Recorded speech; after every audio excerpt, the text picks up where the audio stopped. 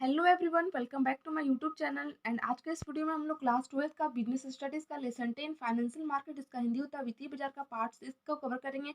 और पार्ट 1 से लेकर पार्ट 5 तक का वीडियो इस चैप्टर से रिलेटेड मैंने पहले ही यूट्यूब पर अपलोड कर रखी हूँ। अगर आप लोग को उस वीडियो को रिक्वायरमेंट होगी तो मेरे इस चैनल पर आप लोग जाकर देख सकते हैं। ठीक है, तो आज का इस वीडियो का जो मेन पर्पस है, जो मेन ऑब्जेक्टिव है वो है मुद्रा बाजार की प्राकृतिक अथवा विशेषताएं, नेचर और कैरेक्टरिस्टिक्स ऑफ मनी मार्केट। कि मुद्रा बाजार के क्या प्राकृतिक होते हैं, क्या इसके विशेषताएं होते हैं, उसके बारे में हम लोग इस वीडियो के दौरान डिस्कस करेंगे। तो आप लोग मुद्रा बाजार की प्राकृतिक विशेषताओं को अच्छी तरह सुनने के लिए वीडियो के एंड तक बने रहिए, ताकि आप लोग को अच्छी तरह समझ में आ सके मुद्रा बाजार की प्राकृतिक विशेषताएं। और इसके ठीक प्रीवियस वाले वीडियो में मैंने मनी मार्केट का फुल एक्सप्लेनेशन वाला वीडियो अपलोड कर रखी हूँ।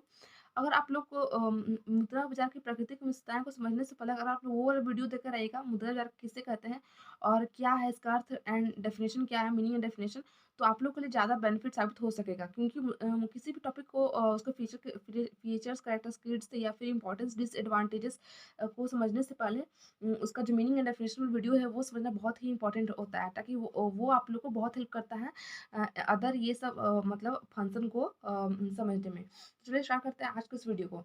तो मुद्रा बाजार के प्राकृतिक विशेषताएं को समझाने से पहले मैं इसका बेसिक लैंग्वेज समझाना चाहूंगी। ठीक है, मुद्रा बाजार क्या होता है। ठीक है, ताकि आप लोग मुद्रा बाजार का जो प्राकृतिक विशेषता है वो आप लोग को अच्छी तरह से समझ में आ सके और आप लोग को जब कॉन्सेप्ट क्लियर हो जाएंगे तो आप लोग अच्छी तरह से जो बुक लैंग्वेज है वो भी आप लोग अच्छी तरह से समझ सकते हैं। ठीक है, तो इसलिए पहले मैं सिंपल लैंग्वेज में आप लोग को समझाना चाहूंगी, जिससे कि आप लोग को कॉन्सेप्ट क्लियर हो जाए। चलिए स्टार्ट करते हैं।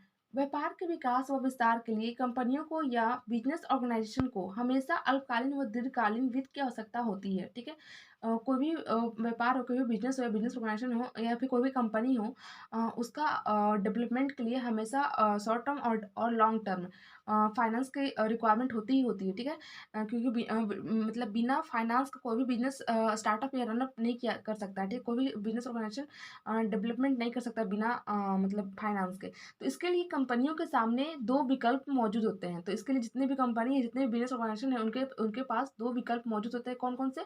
एक होता है दीर्घकालीन फंड के लिए, कमी की पूर्ति के लिए दीर्घकालीन फंड उपलब्ध होते हैं। ठीक है, मार्केट में। और स्टॉक मार्केट में आप लोग मतलब जो बिजनेस ऑर्गेनाइजेशन है वो डिवेंचर इशू करके, शेयर इशू करके, बॉन्ड इशू करके अपने जो पैसे की रिक्वायरमेंट है उसको फुलफिल किया जा सकता है।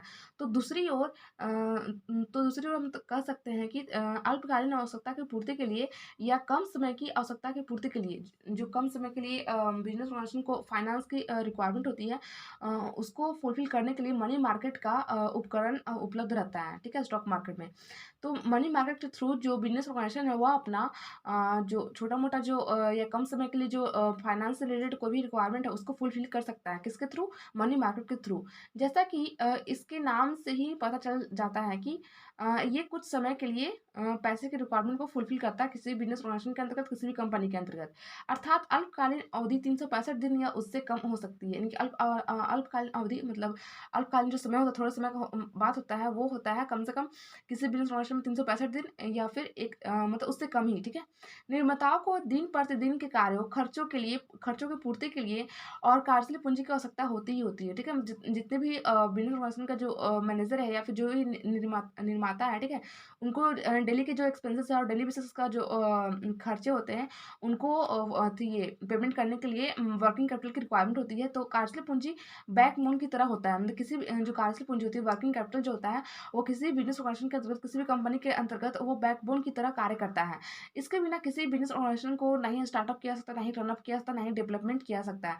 जैसे रॉ मटेरियल को परचेस करना, फिर से डेली बेसिस पर जो एक्सपेंसेस है उसको पेमेंट करना, फिर से वेजेस को पेमेंट करना, और फिर से उत्पाद शुल्क, दैनिक शुल्क, एक्सेट्रा खर्चों के लिए यहाँ पे अगर वित्त की कमी आती है तो वो मनी मार्केट के थ्रू ही हम उधार लेकर जितने भी खर्चे हैं उसको मतलब पूर्ति करते हैं। ठीक है, पूर्ति की जा सकती है सिर्फ मनी मार्केट के थ्रू, क्योंकि ये डेली बेसिस के खर्चे हैं। ठीक है, जितने भी उत्पाद शुल्क हो गया, रॉ मटेरियल को परचेस करना, फिर डेली बेसिस पर वेजेस को पेमेंट करना, इसके लिए कंपनी के पास मनी मार्केट के एक परफेक्ट विकल्प उपलब्ध होता है। मनी मार्केट वह मार्केट है जहां इस तरह के कम से कम वित्त को उधार दिया जा सकता है। Debt is called money market, इसी को ही हम लोग कहते हैं मनी मार्केट। आई होप आप लोग को ये जो मनी मार्केट का जो फुल एक्सप्लेनेशन है वो आप लोग को अच्छी तरह समझ में आ चुका होगा। चलिए अब हम लोग इसका बुक लैंग्वेज अच्छी तरह समझते हैं, ताकि आप लोग को डीपली समझ में आ सके।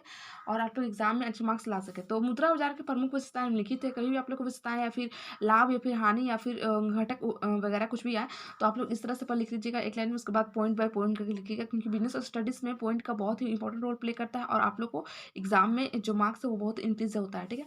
तो फर्स्ट पॉइंट है, मुद्रा बाज़ार में अल्पकालीन प्रतिभूतियों का क्रय बिक्री होता है, यानी कि मुद्रा बाज़ार होता है और सेकंड होता है पूंजी बाज़ार, ठीक है? तो मुद्रा बाज़ार जो होता है ना, उसमें जो कंपनी होता है, कोई बिज़नेस ऑर्गेनाइज़ेशन होता है, वह इसलिए उसमें जाता है ताकि वो अपना बेसिक रिक्वायरमेंट को फुलफ़िल कर सके, जो रेगुलर बेसिस पे उसके जो एक्सपेंसेस है, जो खर्चे हैं, उसको फुलफ़िल कर सके।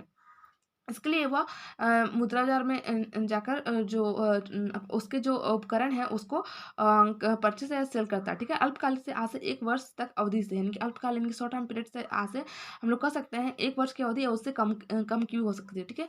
सेकंड जो पॉइंट है वो है, मुद्रा बाज़ार में अत्यधिक तरलता पाई जाती है, यानी कि मुद्रा बाज़ार एक ऐसा बाज़ार है, यानी कि मनी मार्केट एक ऐसा बाज़ार है जहाँ पर अत्यधिक मात्रा में तरलता पाई जाती है, ठीक है? और मतलब ये कम समय के लिए होता है।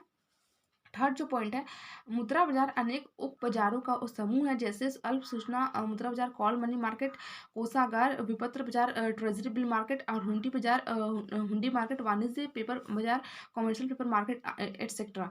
ये जितने भी मुद्रा बाजार के जो उप बाजार का समूह है, ये सब उप बाजार है इसके, ठीक है?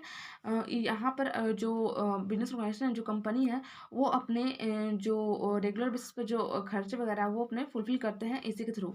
फोर्थ जो पॉइंट है, मुद्रा बाजार वित्तीय बाजार का प्रमुख अंग है। जो मुद्रा बाजार जो है वह फाइनेंस, यानी कि फाइनेंस मार्केट का एक प्रमुख अंग है, मतलब मुद्रा बाजार, ठीक है? क्योंकि इसी के आधार पर जो बिज़नेस ऑर्गेनाइज़ेशन है, जो ये कंपनी है, वो अपना रेगुलर बेसिस पर जो एक्सपेंस होता है उसको मतलब फुलफ़िल करते हैं। 5 जो पॉइंट है, मुद्रा बाज़ार में किए गए जाने वाले अधिकांश व्यवहार टेलीफ़ोन पर ही होता है और शेष कागज़ी कार्रवाई जैसे लिखित ठहराव, मतलब लिखित एग्रीमेंट संबंधित प्रलेखों का लेन-देन बाद में होता है। कहने का मतलब, जो मुद्रा बाज़ार में जितने भी ट्रांज़ैक्शन वगैरह किए जाते हैं, वो टेलीफ़ोन के माध्यम से या फिर ऑनलाइन आजकल हो रहा है, ठीक है? पहले तो मतलब ये किया जाता पेपर के थ्रू पर, अब आजकल ऑनलाइन हो रहा है और उसके बाद में लिखित ठहराव, यानी कि लिखित एग्रीमेंट तैयार किया जाता है, ठीक है? और 6 जो पॉइंट है इसका, वो है, मुद्रा बाजार में लेन-देन का कार्य दलालों अथवा बिचौलियों के माध्यम से अथवा उनकी सहायता से के बिना भी किया जा सकता है। इनकी मुद्रा बाजार में जो जितने भी ट्रांज़ैक्शन होता है, उसका जितने भी फंक्शन है, वो सब किसके थ्रू किया जाता है? दलाल, जो ब्रोकर्स होते हैं, जो बिचौलिए होते हैं, ठीक है? उनके माध्यम से अथवा उनकी सहायता के बिना भी हम लोग कर सकते हैं। 7 जो पॉइंट है, मुद्रा बाजार अल्पकालीन वित्तीय पूर्ति अथवा अल्पकालीन वित्तीय मांग की संतुलन स्थापित करता है। इनकी बिज़नेस ऑर्गेनाइजेशन में या किसी भी कंपनी में होने वाले जो अल्पकालीन समय के लिए जो वित्त की रिक्वायरमेंट है, उसको फुलफ़िल करती है कौन? मुद्रा बाजार, मनी मार्केट, ठीक है? और जितने भी वित्तीय संतुलन अल्पकालीन के लिए होते हैं, वो भी कौन प्रोवाइड करती है? Money market. तो मनी मार्केट का किसी बिज़नेस ऑर्गेनाइजेशन में बहुत ही इंपॉर्टेंट रोल प्ले करता है, क्योंकि इसमें अधिकतर तरलता की स्थिति पाई जाती है और इसमें ही कार्यशील पूंजी होती है, जो कि कार्यशील पूंजी किसी भी बिज़नेस ऑर्गेनाइजेशन का बैकबोन की तरह कार्य करता है और बैकबोन होता है, ठीक है?